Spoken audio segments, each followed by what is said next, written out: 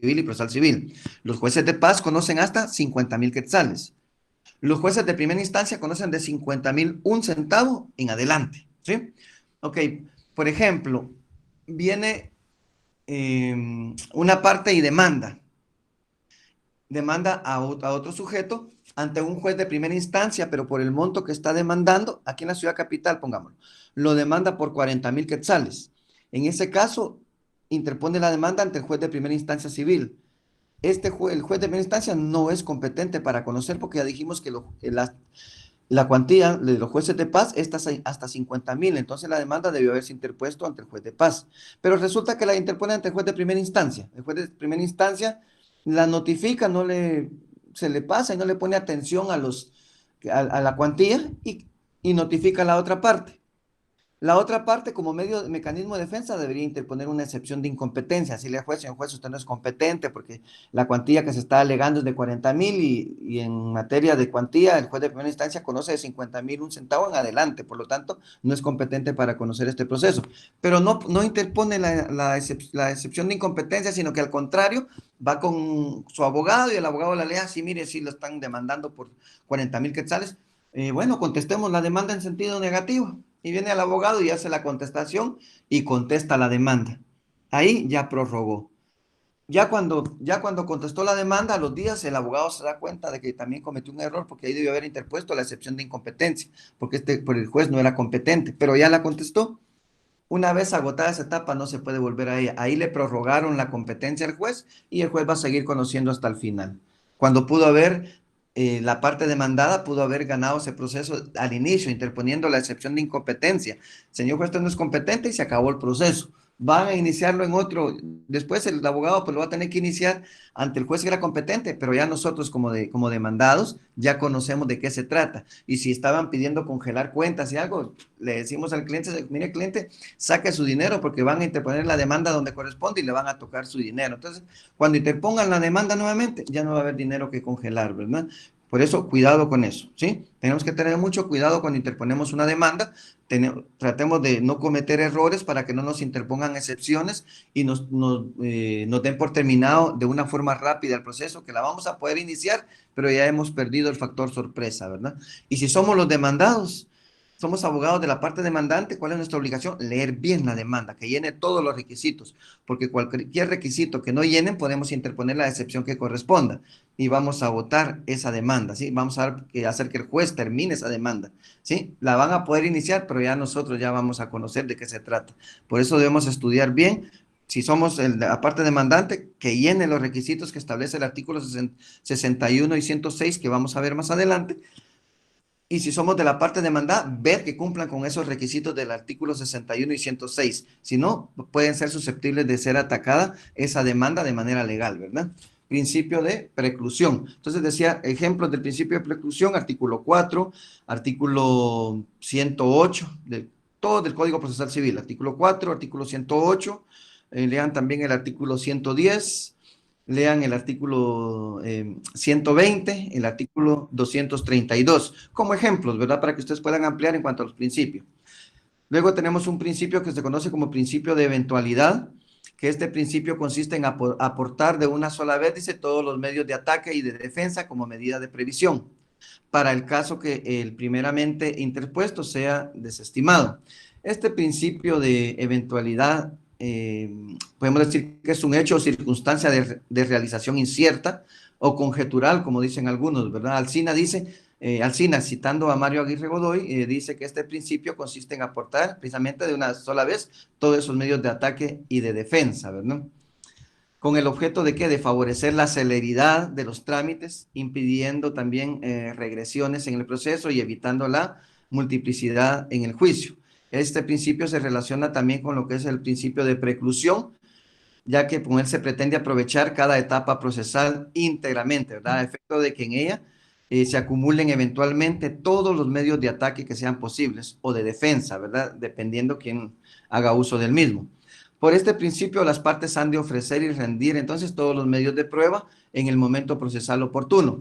En nuestro caso, en derecho procesal civil, como vamos a ver más adelante, el momento procesal para aportar los medios de prueba, para ofrecer los medios de prueba, para el demandante, pues va a ser cuando interpone la demanda, ¿verdad? Y para el demandado, pues el momento procesal para ofrecer sus medios de prueba, todos sus medios de prueba, es en el momento que contesta la demanda.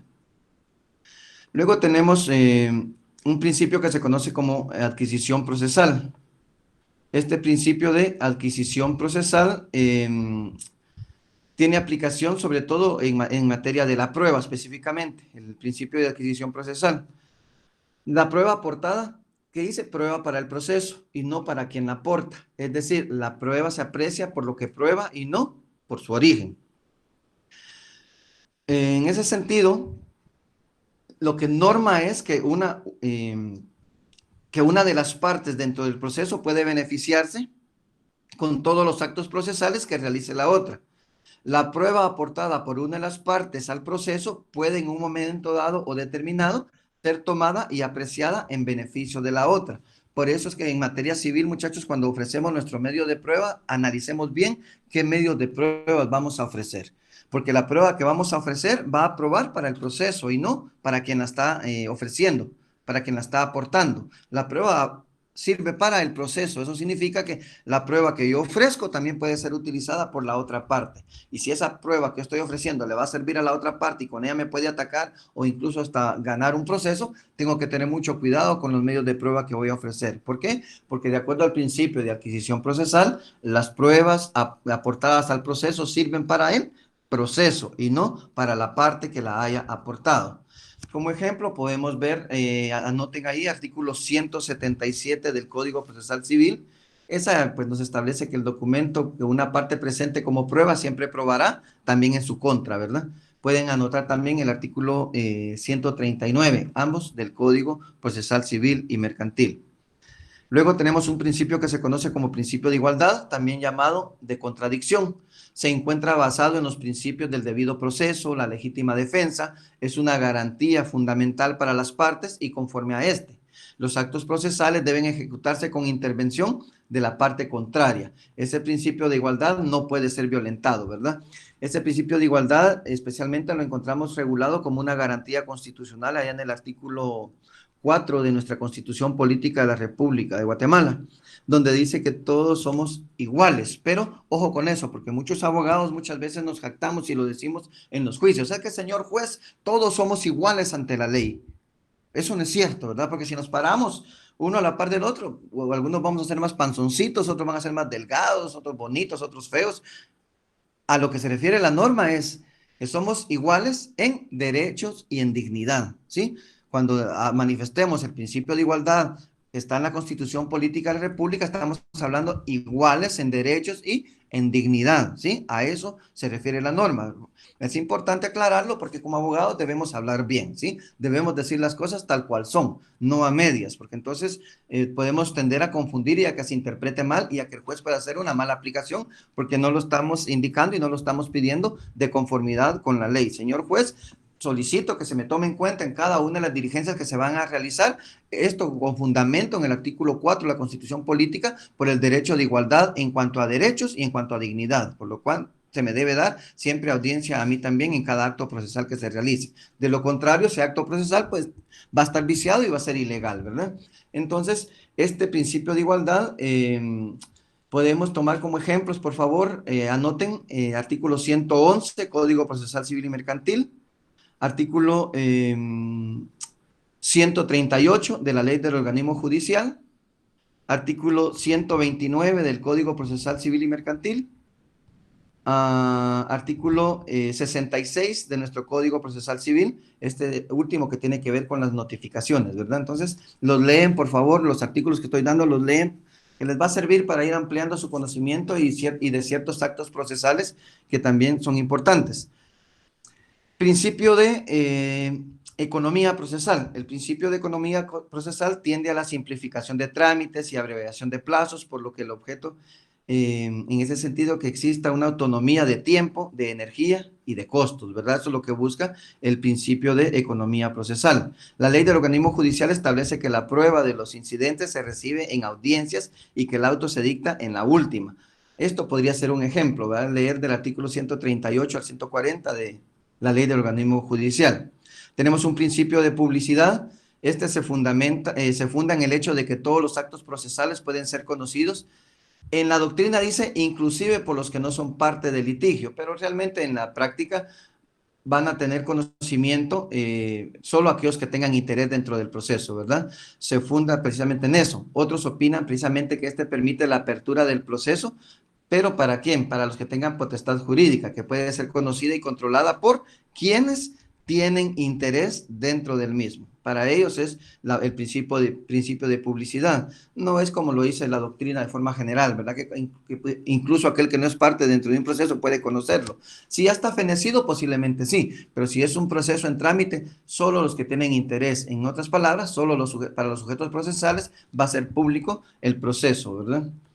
Ahí pueden leer en cuanto a ello artículos como el artículo 63 de la Ley del Organismo Judicial, el artículo 29 del Código Procesal Civil y Mercantil. En la Constitución pueden darle lectura al artículo 14, al 29, al 30, al 31 de la Constitución en cuanto al principio de publicidad. Tenemos principio de probidad. Este principio persigue que tanto las partes como el juez actúen en el proceso con rectitud, integridad y honradez. Es lo que busca el principio de probidad, ¿verdad? Que son diríamos que son las reglas éticas y morales que se vierten en el mismo. Y podemos decir que por medio de ellas, pues se reclama una conducta que, una conducta de las partes acorde a la moral, ¿verdad? Acorde, apegado a la ley. La ley del organismo judicial recoge este principio en el artículo 17, precisamente. Artículo 17 de la ley del organismo judicial, que indica que los derechos deben de ejercitarse que conforme a las exigencias de la buena fe, dice en ese artículo 17 de la ley del organismo judicial. Tenemos el principio de escritura, en virtud del cual la mayoría de los actos procesales se realizan por escrito, como es el juicio ordinario que vamos a estar estudiando en este semestre, ¿verdad? Consiste en que el proceso se lleva a cabo por medio del sistema, por escrito, ¿verdad? De acuerdo al sistema inquisitivo. Y esto tiene que ver mucho entonces con, especialmente con el artículo 61.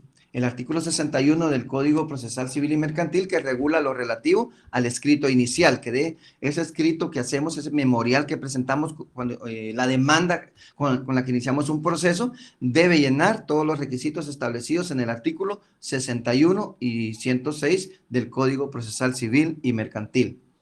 Tenemos también un principio de oralidad que consiste en que el proceso se lleva a cabo por medio del sistema de audiencias, durante las cuales pues, las partes participan activamente y se reciben las pruebas ofrecidas o aportadas, discutiéndose el conflicto de intereses de manera oral, ¿verdad? De forma oral. Contrario, entonces, al de escritura, ¿verdad? ¿Por qué? Porque en este prevalece la oralidad y este lo vamos a ver especialmente en los juicios orales que están regulados en el artículo 199 en adelante, ¿verdad? De nuestro Código Procesal Civil. Tenemos el principio de legalidad. Principio de legalidad, conforme a este principio, los actos procesales son válidos cuando se fundan en una norma legal y se ejecutan de acuerdo con la que ella prescribe. Principio de legalidad, ustedes recuerdan, todo lo que debe estar previamente establecido en la ley, de lo contrario no se puede realizar, ¿verdad? De lo contrario no nos pueden obligar a hacer o dejar de hacer algo que no esté previamente establecido en la ley. Principio de legalidad. La ley del organismo judicial preceptúa precisamente que los actos contrarios a las normas imperativas y a las prohibitivas expresas son nulas de pleno derecho. Artículo 4 de la ley del organismo judicial. Tenemos un principio de convalidación. En ese sentido, el Código Procesal Civil y Mercantil en su artículo 614 establece que es improcedente la nulidad cuando el acto procesal haya sido consentido por la parte que la interpone, aunque sea tácitamente. Una vez que nosotros consentimos un acto que la ley prohíbe, pero nosotros participamos y lo proseguimos, pues prácticamente le estamos dando validez, ¿verdad? A eso se llama el principio de convalidación. Si no hacemos usos de los medios impugnativos necesarios para anular un acto procesal y al contrario, nosotros le damos seguimiento, estamos consintiendo, por lo tanto estamos convalidando, principio de convalidación. Principio de congruencia.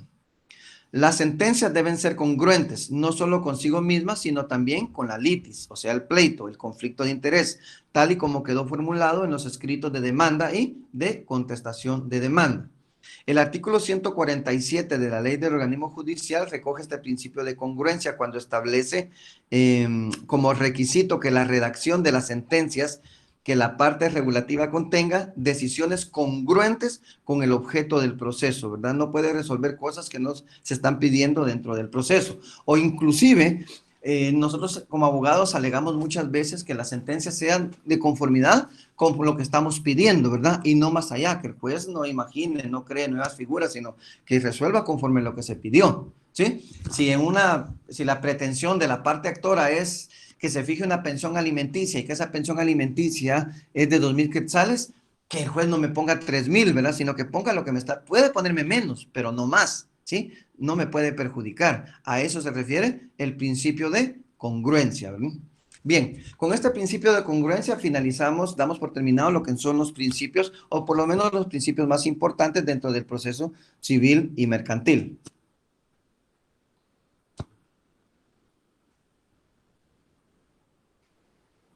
Una vez que hemos visto entonces los principios procesales, vamos a hablar un poco sobre lo que son la jurisdicción y la competencia.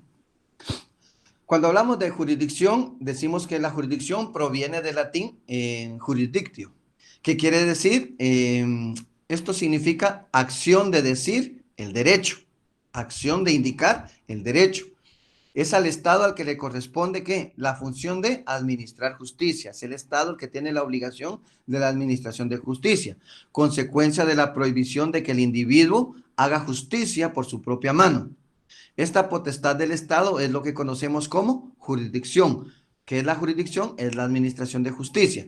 Efectivamente, se entiende la jurisdicción como un ámbito precisamente territorial, ¿verdad? También esta palabra jurisdicción muchas veces, este concepto se confunde con sinónimos de jurisdicción y competencia. Para algunos dicen que son sinónimos, que es lo mismo. No, no es lo mismo, ¿verdad? La jurisdicción es una facultad del Estado de administrar justicia y la competencia es ponerle límite a esa jurisdicción, ¿verdad? Entonces, debemos recordar que podríamos decir que la jurisdicción es el todo, ¿verdad?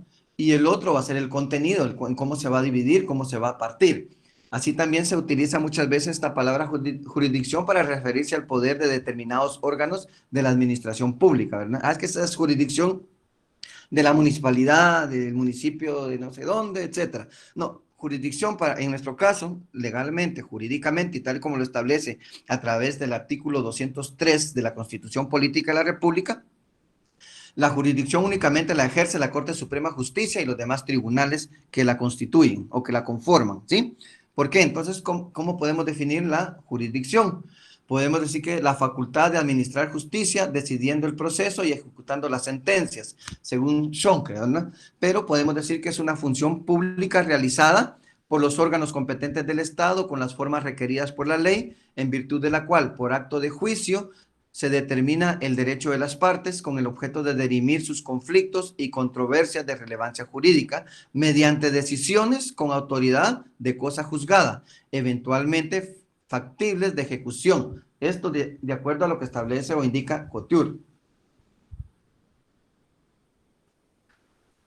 Pero podemos definirla de una manera más sencilla, que es la jurisdicción. Es la facultad del Estado de qué? De administrar justicia o facultad que tiene el Estado de administrar justicia a través de los órganos correspondientes. En nuestro caso, el organismo judicial. Es una facultad que fue delegada al organismo judicial. Entonces, ¿qué es la jurisdicción? No es más que la facultad que tiene el Estado de administrar justicia a través del órgano correspondiente, en el caso de la República de Guatemala, el organismo judicial que está conformado por la Corte Suprema de Justicia y sus distintos tribunales en las distintas ramas del derecho.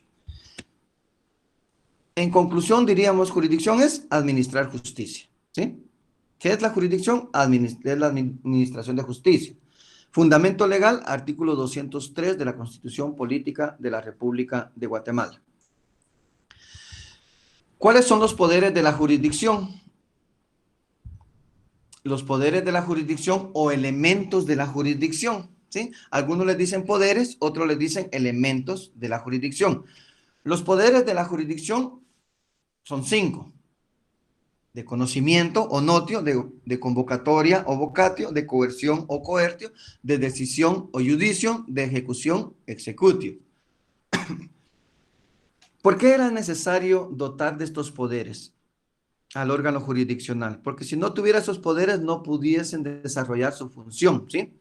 En un momento determinado, pues el Estado entendió, comprendió que era necesario dotar de ciertos poderes a los jueces. De lo contrario, no podrían realizar su función de una manera adecuada y no podrían cumplir con esa obligación que es de administrar justicia, de darle a cada quien lo que corresponde, ¿sí? De conformidad con la ley, de conformidad con el derecho. Y por eso se vio en la necesidad de que quien tuviera esa facultad de administrar justicia fuera dotado de ciertos poderes. Le dio el poder del conocimiento, le dio el poder de convocatoria, le dio un poder de coerción, le dio un poder de decisión, le dio un poder de ejecución, ¿sí? 5 poderes o 5 elementos de la jurisdicción. Veamos cada uno de ellos. Entonces, la jurisdicción se otorga a quien la ejerce con los siguientes poderes. En primer lugar, el poder de conocimiento. ¿Qué es el poder de conocimiento? Que también se le conoce como el notio. Por este poder, el poder de conocimiento, por este poder, el órgano de la jurisdicción está facultado ¿para qué? Para conocer, ¿sí? Según las reglas de la competencia, de los conflictos sometidos a él. Repito, por el poder de conocimiento es el poder que tiene el órgano de la jurisdicción o la facultad ¿para qué? Para conocer de los conflictos que son sometidos a él. Hablando en nuestro caso de nuestro derecho procesal civil y mercantil, ¿qué es lo que va a conocer? Todas aquellas controversias de materia privada y que se regulan dentro de el Código Procesal Civil, que tienen un trámite dentro del Código Procesal Civil para ser sometido a conocimiento del órgano jurisdiccional. Leamos el artículo 1, por favor, de nuestro Código Procesal Civil y Mercantil. Artículo 1, ¿qué dice?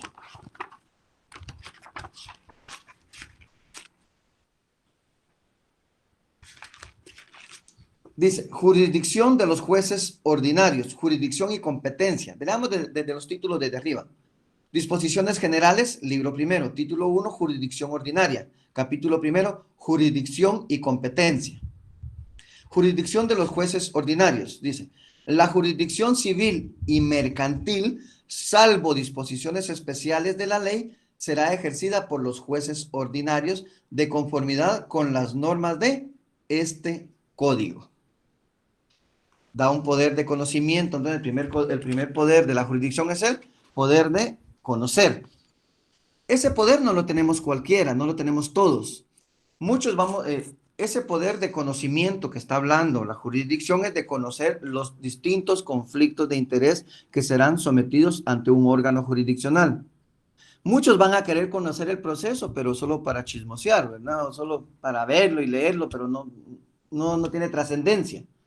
Mientras que este poder que se le está dando al órgano jurisdiccional, al juez, es que conozca el conflicto, que conozca esos hechos para que después pueda coadyuvar a resolver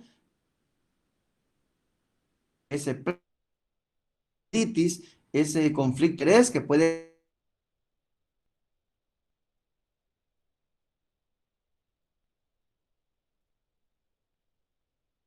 divorcio judicial, cuando no hay acuerdo entre las partes, ¿verdad? Una de las partes inicia el proceso a través de su demanda judicial de divorcio, ¿sí?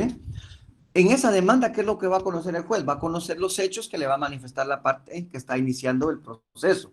Digamos que es la señora que quiere divorciarse de su señor esposo e interpone la demanda correspondiente. Le va a comentar en el apartado de hechos, señor juez, comparezco ante usted para exponerle los siguientes hechos. Resulta que el 1 de julio del año 2000 contraje matrimonio con Agapito Pérez. Con Agapito Pérez convivimos durante 15 años, una vida matrimonial en la cual pues cumplíamos con los fines del matrimonio, pero resulta que